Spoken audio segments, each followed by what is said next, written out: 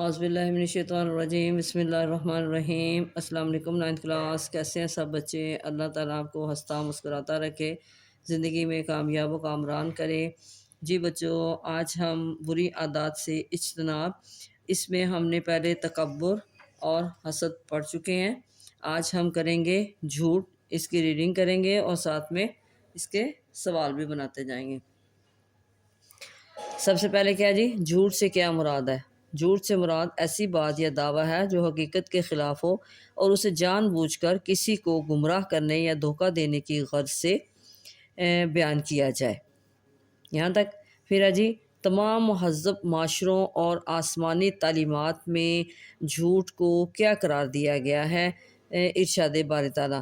اچھا، یہاں لکھیں گے تمام مہذب معاشروں اور آسمانی تعلیمات میں جھوٹ کو حرام قرار دیا گیا۔ ارشاد باری تعالیٰ ہے وَاجْتَنِبُوا قَوْلَ الزُّورِ، سورۃ حج آیت نمبر 30، اور جھوٹی باتوں سے پرہیز کرو۔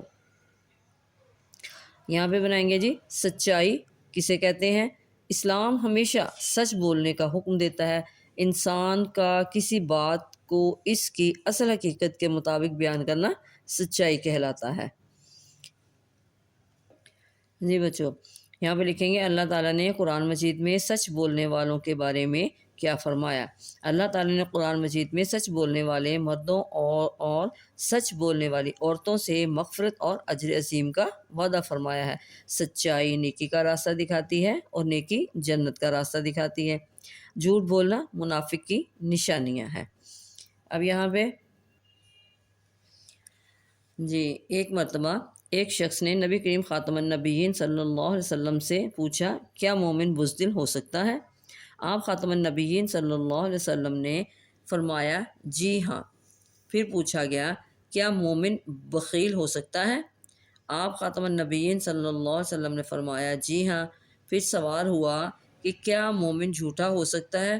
آپ خاتم النبیین صلی اللہ علیہ وسلم نے فرمایا نہیں، مومن جھوٹا نہیں ہو سکتا۔ اب یہاں پہ ہم بنائیں گے جھوٹ میں کیا کیا چیزیں شامل ہیں۔ نمبر 1 ہے جی، جھوٹی سفارش کرنا، مذاق میں جھوٹ بولنا، کسی پر جھوٹا مقدمہ بنا دینا، کوئی چیز فروخت کرتے ہوئے جھوٹ بولنا، کسی کی غلط حاضری لگانا، جھوٹی درخواست دینا، جعلی میڈیکل سرٹیفکیٹ دینا، موبائل یا سوشل میڈیا کے ذریعے سے جھوٹی بات کی تشہیر کرنا، اور اس طرح کی دیگر تمام چیزیں جھوٹ میں داخل ہیں۔ آپ خاتم النبیین صلی اللہ علیہ وسلم تجارت اور دیگر معاملات زندگی میں اس قدر سچائی اور دیانتداری سے کام لیتے کہ اہل عرب آپ خاتم النبیین صلی اللہ علیہ وسلم کو صادق اور امین کے لقب سے یاد کرتے تھے۔ جی، یہاں پہ بنائیں گے کن لوگوں کو جھوٹ سے شدید نفرت تھی؟ اس میں بنائیں گے اہل بیت اطہار رضی اللہ تعالیٰ عنہم اور صحابہ کرام رضی اللہ تعالیٰ عنہم ہمیشہ سچ بولتے تھے اور جھوٹ سے شدید نفرت کرتے تھے۔ نبی کریم خاتم النبیین صلی اللہ علیہ وسلم کے فیض یافتہ یہ لوگ جھوٹ سے کس قدر اجتناب کرتے تھے، اس کا اندازہ حضرت انس بن مالک رضی اللہ تعالیٰ عنہ کے اس فرمان سے ہو سکتا ہے۔ وہ فرماتے تھے، ترجمہ، اللہ کی قسم ہم کبھی بھی جھوٹ نہ بولتے تھے اور ہمیں تو معلوم ہی نہیں تھا کہ جھوٹ ہوتا کیا ہے۔ اب یہاں پہ جھوٹ کے چند نقصانات۔ اب کیا ہے جی، جھوٹ تمام برائیوں کی جڑ ہے۔ جھوٹ کے چند نقصانات درج ذیل ہیں۔ نمبر 1، اللہ تعالیٰ جھوٹے آدمی کی دعا قبول نہیں فرماتا اور نہ اس کے رزق میں برکت فرماتا ہے۔ نمبر 2، جھوٹ بولنے والے کو نہ اللہ تعالیٰ پسند کرتا ہے اور نہ ہی لوگ پسند کرتے ہیں۔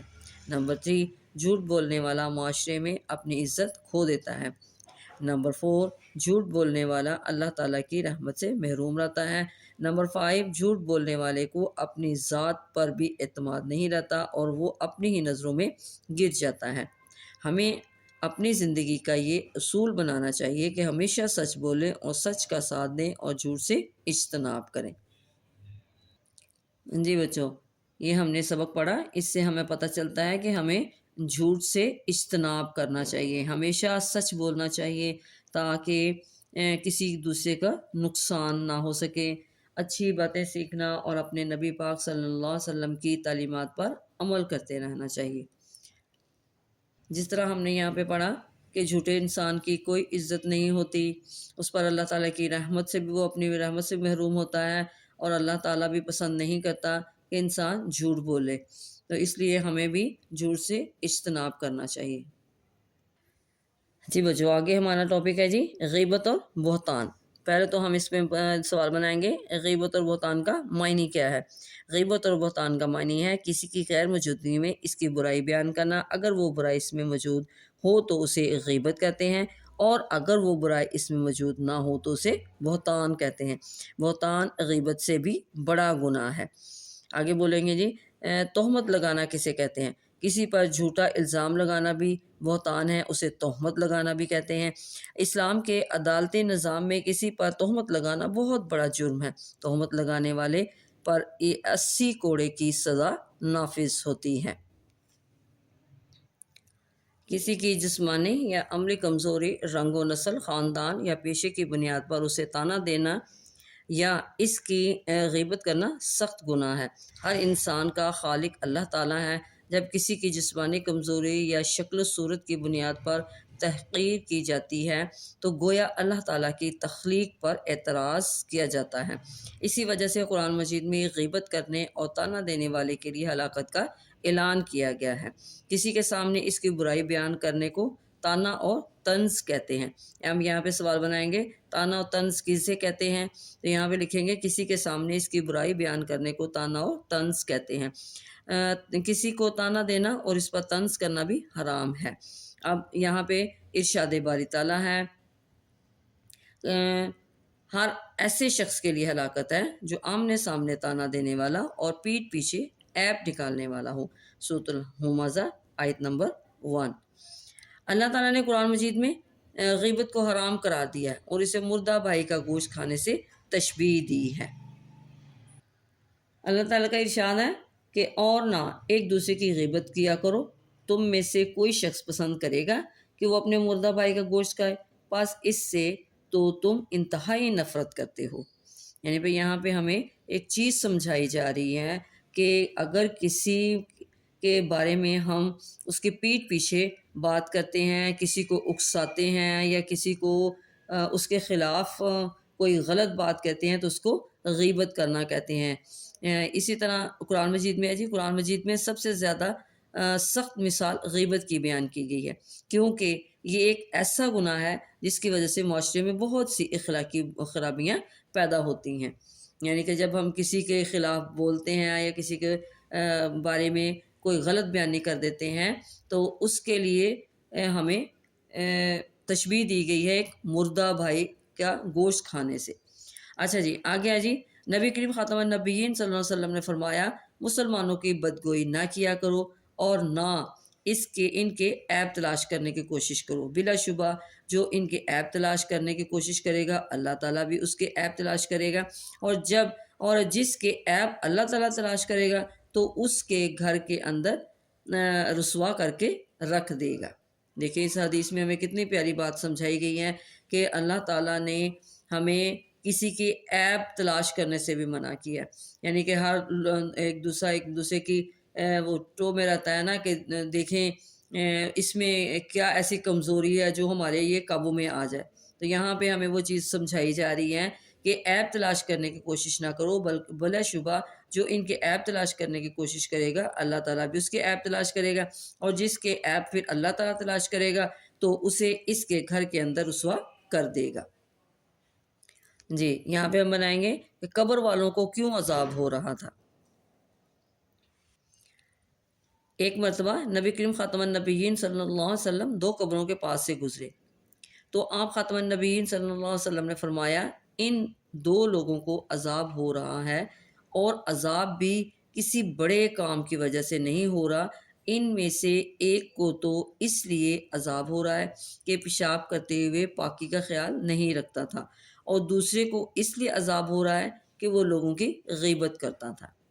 یہاں پہ بھی حدیث میں ہمیں کتنی اچھی بات سمجھائی جا رہی ہے کہ ہمیں اپنی پاکی کا خیال کتنا رکھنا چاہیے، کہ جب ہم جاتے ہیں واش روم میں تو اگر پیشاب کا کہیں چھینٹا بھی پڑ جاتا ہے تو اس کو ہمیں 3 دفعہ اچھی طرح اس کو دھونا چاہیے، پاک کرنا چاہیے اپنے جسم کو، کہ اگر اس میں جتنی دیر تک وہ اس کا پیشاب کا لگا رہے گا تو وہ گناہ کے زمرے میں جاتا رہے گا۔ اسی لیے بچوں کو سمجھایا جاتا ہے کہ اپنی پاکی کا خاص خیال رکھا کریں۔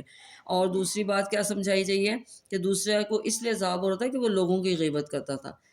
ابھی ہم نے اوپر پڑھا نا کہ کسی کے خلاف بات کرنا یا کسی کی پیٹھ پیچھے بات کرنا غیبت کہلاتا ہے، جو کہ سخت گناہ ہے۔ آگے کیا جی، غیبت سے بچنے کا طریقے کیا ہے؟ تو اس میں وہ لکھیں گے غیبت سے بچنے کا طریقہ یہ ہے کہ ہم زبان کی حفاظت کریں۔ ہمارے دل میں یہ یقین ہونا چاہیے کہ ہمیں قیامت کے دن اپنے ہر قول و فعل کا حساب دینا ہوگا، یعنی کہ ہمیں اپنی سب سے پہلے تو زبان ہی ہے جو انسان کو گرا بھی دیتی ہے اور زبان کو بلندی تک بھی لے جاتی ہے۔ تو اسی لیے یہاں پہ بتایا جا رہا ہے کہ ہم اپنی زبان کے اگر حفاظت کریں گے تو ہمارے دل میں بھی یقین ہونا چاہیے کہ ہمیں قیامت کے دن اپنے ہر قول و فعل کا حساب دینا ہوگا۔ آگے جی، غیبت سے بچنے کے لیے ہمیں کیا کرنا چاہیے؟ غیبت سے بچنے کے لیے ہمیں ایسے لوگوں کی صحبت سے دور رہنا چاہیے جو ہر وقت غیبت میں اور دوسروں کی برائیاں بیان کرنے میں مشغول رہتے ہیں۔ یہاں پہ بنائیں گے غیبت اور بہتان باہمی تعلقات کی خرابی اور معاشرتی بگاڑ کی جڑ ہے، وضاحت کریں۔ تو آنسر میں لکھیں گے غیبت اور بہتان کی وجہ سے معاشرے میں کینے اور دشمنی کو فروغ ملتا ہے، ایک دوسرے کے بارے میں دل میں نفرت پیدا ہوتی ہے۔ دور حاضر میں بہت سے لوگ غیبت کی خوفناک آفت کی لپیٹ میں ہے۔ اس گناہ کی وجہ سے آج گھر میدان جنگ بنے ہوئے ہیں، خاندانوں، محلوں اور بازاروں میں نفرت کی دیواریں کھڑی ہو گئی ہیں یہاں تک۔ اور پھر ہم لکھیں گے ہمیں کیا کرنا چاہیے؟ ہمیں چاہیے کہ اس گناہ سے مکمل پرہیز کریں، نہ غیبت کریں اور نہ ہی سنیں۔ اس طرح ہمارا وقت بھی بچے گا اور ہمارا دل بھی پرسکون رہے گا۔ دل میں دوسروں کے لیے نفرت کے جذبات پیدا نہیں ہوں گے اور ہم آخرت کے عذاب سے بھی محفوظ رہیں گے۔ جی بچوں، اس کو آج ہم نے سمجھا۔ آج ہم نے پڑھا جھوٹ اور غیبت اور بہتان کے بارے میں، کہ ہمیں ان دونوں چیزوں سے کس طرح بچنا ہے اور دوسروں کو بھی آگے اس کی تبلیغ کرنی ہے کہ جھوٹ سب سے بری عادت ہے اور غیبت اور بہتان تو اس سے بھی زیادہ گناہ کے زمرے میں آتا ہے، کہ اگر ہم کسی کی پیٹھ پیچھے بات کرتے ہیں یا کسی کے خلاف غلط کرتے ہیں تو اس میں بھی ہمیں منع کیا گیا ہے۔ جی بچوں، اس کو آپ نے اچھی طرح سمجھ لینا ہے، یاد کر لینا ہے اور اس پر عمل بھی کرنا ہے، کیونکہ اس کو پڑھنے کا فائدہ ہمیں تبھی ملتا ہے جب ہم اس پر عمل بھی کرتے ہیں، تاکہ ہماری آنے والی جو زندگی ہے وہ بھی آسان ہو، دنیا اور آخرت دونوں ہماری سنور جائے۔ اللہ تعالی ہمیں آخرت میں انعام و اکرام سے نوازے اور ہماری دنیاوی زندگی اچھی کرے، تاکہ ہم اچھا اس میں اپنی زندگی کو گزار کر آخرت کو بھی اچھا کر سکیں۔ اوکے، اللہ حافظ، دعاؤں میں یاد رکھیے گا۔